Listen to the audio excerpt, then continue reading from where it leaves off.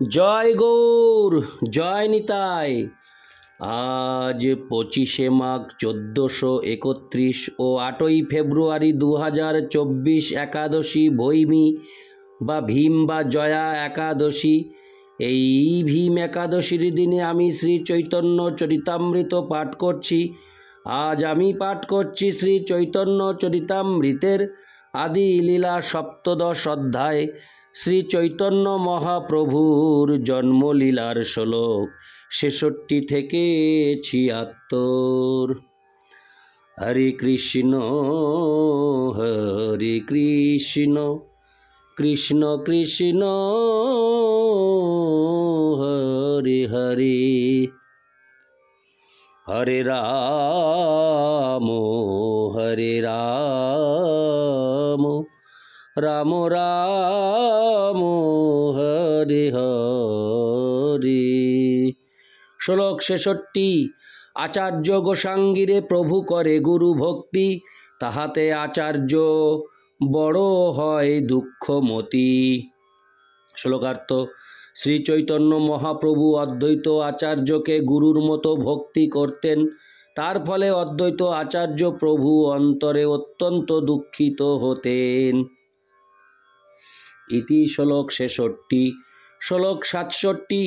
ভঙ্গি করি জ্ঞান মার্গ করিল ব্যাখ্যান, ক্রোধাবেশে প্রভু তারে কইল অবজ্ঞান। শ্লোকার্থ: তাই তিনি পরিহাস করে একদিন জ্ঞান মার্গ ব্যাখ্যা করতে শুরু করলেন এবং তখন মহাপ্রভু তার প্রতি ক্রুদ্ধ হয়ে তাকে অবজ্ঞা করেছিলেন। ইতি শ্লোক 67। শ্লোক 68। তবে আচার্য গোসাঙ্গীর আনন্দ হইল, লজ্জিত হইয়া প্রভু প্রসাদ করিল। শ্লোকার্থ: অদ্বৈত আচার্য, হরে কৃষ্ণ, তখন অদ্বৈত আচার্য প্রভু অত্যন্ত আনন্দিত হয়েছিলেন। নিজের ভুল বুঝতে পেরে মহাপ্রভু লজ্জিত হয়েছিলেন এবং অদ্বৈত আচার্য প্রভুর প্রতি প্রসন্ন হয়েছিলেন। তাৎপর্য: অদ্বৈত আচার্য প্রভু ছিলেন শ্রীপাদ ঈশ্বর পুরীর গুরুদেব মাধবেন্দ্র পুরীর শিষ্য। সেই সূত্রে শ্রী চৈতন্য মহাপ্রভুর গুরু ঈশ্বর পুরী ছিলেন অদ্বৈত আচার্য প্রভুর গুরু ভ্রাতা। হরে কৃষ্ণ। অদ্বৈত আচার্য প্রভুর গুরু ভ্রাতা। তাই শ্রী চৈতন্য মহাপ্রভু অদ্বৈত আচার্য প্রভুকে গুরুর মতো ভক্তি করতেন। কিন্তু অদ্বৈত আচার্য প্রভু শ্রী চৈতন্য মহাপ্রভুর এই ব্যবহার পছন্দ করতেন না। তিনি চাইতেন মহাপ্রভু যেন তাকে তার নিত্য সেবক রূপে দেখেন। অদ্বৈত প্রভুর অভিলাষ ছিল মহাপ্রভুর ভৃত্য হতে, তার গুরু হতে নয়। তাই মহাপ্রভুর অত অসন্তোষ উৎপাদনের জন্য তিনি এক পরিকল্পনা করেন।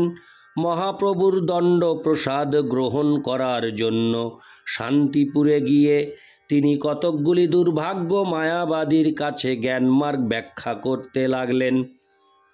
তা শুনে মহাপ্রভু ক্রোধাবিষ্ট হয়ে শান্তিপুরে গিয়ে অদ্বৈত আচার্য প্রভুকে উত্তম রূপে প্রহার করেন। সেই প্রহার লাভ করে অদ্বৈত প্রভু এই বলে নাচতে লাগলেন, আজ আমার মনোবাসনা পূর্ণ হয়েছে। মহাপ্রভু আমাকে গুরু জ্ঞান করতেন, কিন্তু আজ তিনি আমাকে তার নিত্যদাস শিষ্য রূপে গ্রহণ করেছেন। এটি আমার পুরস্কার। আমার প্রতি তার স্নেহ এত প্রবল যে তিনি আমাকে মায়াবাদ রূপ দুর্মতি থেকে রক্ষা করেছেন। সেই কথা শুনে শ্রী চৈতন্য মহাপ্রভু লজ্জিত হয়েছিলেন, কিন্তু তিনি অদ্বৈত আচার্য প্রভুর প্রতি অত্যন্ত প্রসন্ন হয়েছিলেন। ইতি শ্লোক 68। শ্লোক 69। মুরারি গুপ্ত মুখে শুনি রাম গুণগ্রাম, ললাটে লিখিল তার রামদাস নাম।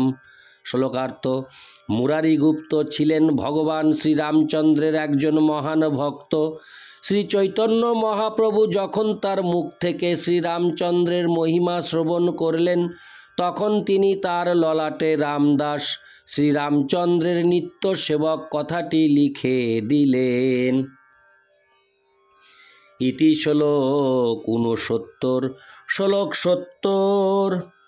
শ্রীধরের লৌহ পাত্রে কইল জলপান, সমস্ত ভক্তের দিল ইষ্ট বরদান। শ্লোকার্থ।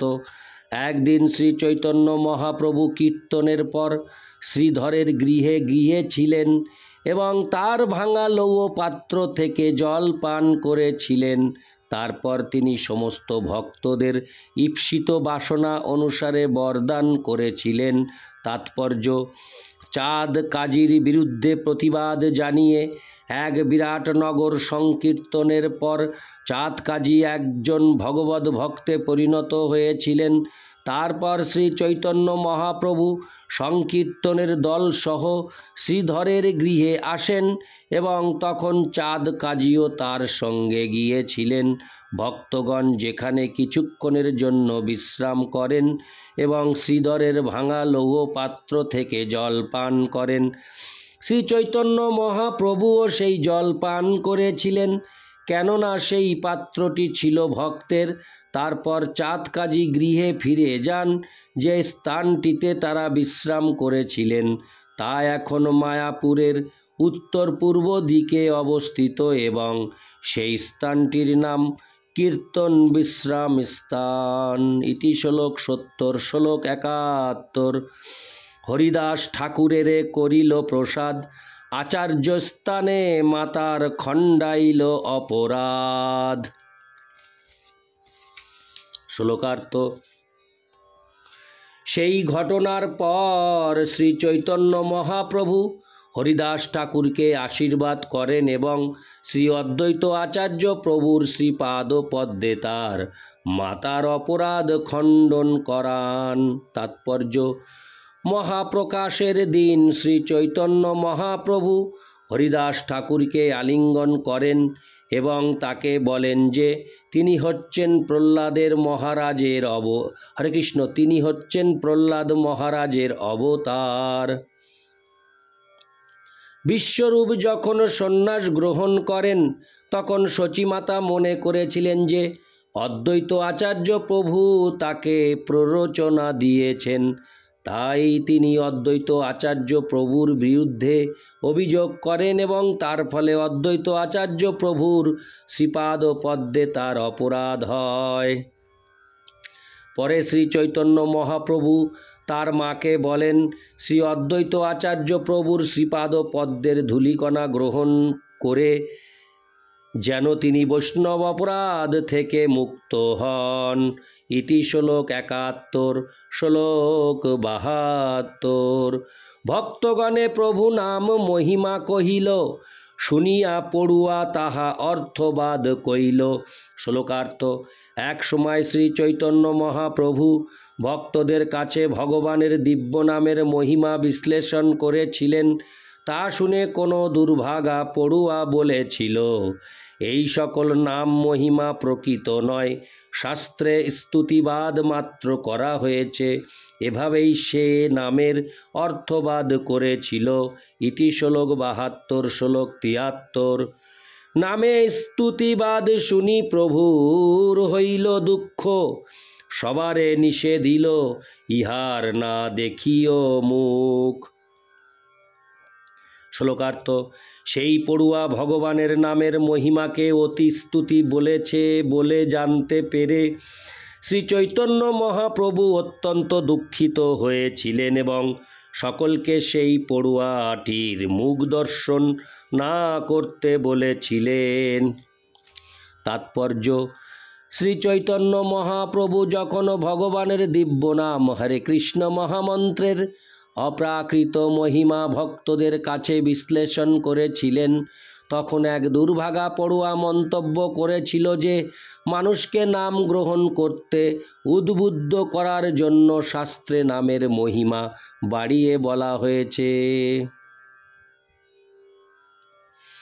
এভাবেই পড়ুয়াটি ভগবানের নামের মহিমার অর্থবাদ করেছিল।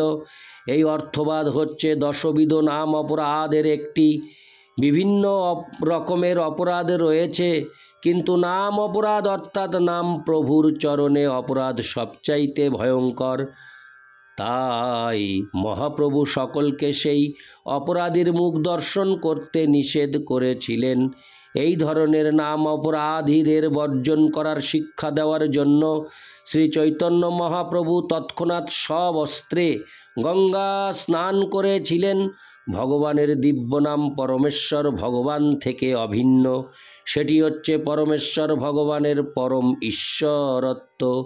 তাই যে ভগবানের সঙ্গে ভগবানের নামের পার্থক্য নিরূপণ করে তাকে বলা হয় পাষণ্ডী বা নাস্তিক, অসুর। ভগবানের নামের মহিমা পরমেশ্বর ভগবানেরই মহিমা। তাই কখনো ভগবানের নাম এবং স্বয়ং ভগবানের মধ্যে পার্থক্য নিরূপণ করার চেষ্টা করা উচিত নয়, অথবা ভগবানের দিব্য নামের মহিমাকে অতিস্তুতি বলে মনে করা উচিত নয়। ইতি শ্লোক ৭৩। শ্লোক ৭৪। সগণে সচেলে গিয়া কইল গঙ্গা স্নান, ভক্তির মহিমা তাহা করিল ব্যাখ্যান। শ্লোকার্থ: ভক্তগণ সহ শ্রী চৈতন্য মহাপ্রভু সবস্ত্রে গঙ্গা স্নান করেছিলেন এবং তখন তিনি ভগবদ ভক্তির মহিমা বিশ্লেষণ করেছিলেন। ইতি শ্লোক ৭৪। শ্লোক ৭৫। জ্ঞান কর্ম যোগ ধর্মে নহে কৃষ্ণবশ, কৃষ্ণবশ হেতু এক প্রেম ভক্তি রস। শ্লোকার্থ: দার্শনিক জ্ঞান, সকাম কর্ম, অষ্টাঙ্গ যোগ আদির দ্বারা ভগবান শ্রীকৃষ্ণকে সন্তুষ্ট করা যায় না। প্রেম ভক্তি হচ্ছে শ্রীকৃষ্ণকে সন্তুষ্ট করার একমাত্র উপায়। হরে কৃষ্ণ। ইতি শ্লোক ৭৫। শ্লোক ৭৬। ন সাধোতি মাং যোগো, ন সাংখ্যং ধর্ম উদ্ভব, ন সাধ্যায়স্তপস্তাগো, যথা ভক্তির মমোর্জিতা। অনুবাদ: পরমেশ্বর ভগবান শ্রীকৃষ্ণ বললেন, হে উদ্ভব, আমার প্রতি প্রবলা ভক্তি যেমন আমাকে বশীভূত করতে পারে, অষ্টাঙ্গ যোগ, অভেদ ব্রহ্মবাদ রূপ সাংখ্য জ্ঞান, বেদ অধ্যয়ন, সব রকম তপস্যা ও ত্যাগ রূপ সন্ন্যাস আদির দ্বারা আমি সেই রকম বশীভূত হই না। তাৎপর্য: কৃষ্ণ ভক্তিবিহীন কর্মী, জ্ঞানী, যোগী, তপস্বী ও বেদ অধ্যয়নকারী এরা সকলে মূল বক্তব্য বিষয় সম্বন্ধে অবগত না হয়ে অর্থহীন প্রচেষ্টা করে চলে, কেননা তারা পরমেশ্বর ভগবানকে জানে না এবং শ্রীমদ্ ভাগবতের ১১, ১৪, ২০ এই শ্লোকটির মতো যদিও সমস্ত শাস্ত্রে বারবার প্রেমময়ী সেবার মাধ্যমে ভগবানের অনুবর্তী হওয়ার নির্দেশ দেওয়া হয়েছে, তবুও সেই বিশ্বাস তাদের নেই। ভগবদ্গীতাও ১৮:৫৫ ঘোষণা করা হয়েছে, ভক্তা মামভিজানাতি যবানো যস্যাস্যি তত্ত্বতো। ভগবদ ভক্তির মাধ্যমেই কেবল যথাযথভাবে পরমেশ্বর ভগবানকে জানা যায়। কেউ যদি যথাযথভাবে পরমেশ্বর ভগবানকে জানতে চান, তাহলে অর্থহীন দার্শনিক জ্ঞান চর্চা, সকাম কর্মযোগ অনুশীলন, তপশ্চর্যা আদি অনুশীলন করার মাধ্যমে সময় নষ্ট না করে ভগবদ ভক্তির পন্থা অবলম্বন করা উচিত। ভগবদ্গীতায় ১২:৫ ভগবান আরও বলেছেন, ক্লেশোধিক তরস্তেষাম ভক্তাসক্ত চেতসাম। যাদের চিত্ত ভগবানের অব্যক্ত নির্বিশেষ রূপের প্রতি আসক্ত, তাদের পক্ষে পারমার্থিক মার্গে উন্নতি সাধন করা অত্যন্ত কঠিন। যারা ভগবানের নির্বিশেষ রূপের প্রতি আসক্ত, তারা বহু কষ্ট স্বীকার করে, কিন্তু তবুও তারা পরম সত্যকে জানতে পারে না। শ্রীমদ্ ভাগবতে 1:2-11 বলা হয়েছে, ব্রহ্মেতি পরমাত্মেতি ভগবানিতি শব্দতে। যতক্ষণ পর্যন্ত মানুষ পরমেশ্বর ভগবানকে ব্রহ্ম ও পরমাত্মার পরম উৎস বলে জানতে না পারছে, ততক্ষণ সে পরম তত্ত্ব সম্বন্ধে অজ্ঞান। ইতি শ্লোক 76। হরে কৃষ্ণ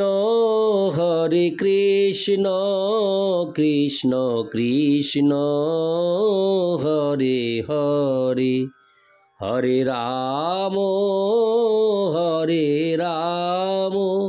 রাম রাম হরে হরে। জয় গৌর, জয় নিতাই, রাধে রাধে, হরি বল।